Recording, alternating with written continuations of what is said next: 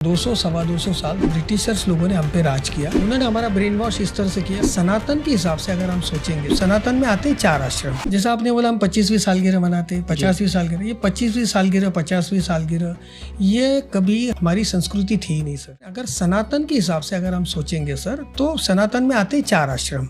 एक ब्रह्मचर्य आश्रम आता है, फिर आता है अपना गृहस्थ आश्रम आता है, फिर वानप्रस्थ आश्रम आता है और चौथा आता है संन्यास। तो ब्रह्मचर्य आश्रम होता है जब आपका शालेय जीवन, कॉलेज जीवन जो होता है, कच्ची मिट्टी का घड़ा, उसको एक मोल्डिंग पीरियड जो होता है ना, वो अपना ब्रह्मचर्य आश्रम है। आफ्टर डेट आता है गृहस्थ आश्रम। गृहस्थ आश्रम में ये हो जाता है, शादी हो गई, आप 1 से 2 बने हैं, फिर आपको जिम्मेदारी का एहसास कि आप अकेले नहीं हो, बच्चों की जिम्मेदारी आप दोनों साथ में उठाते हो। फिर आता है वानप्रस्थ आश्रम। पुराने दौर के हिसाब से सही है। वनवास का मतलब होता था वन में वास। वन मतलब जंगल, जंगल में जाके वास करना, जंगल में जाके रहना, उसका मतलब होता है वनवास।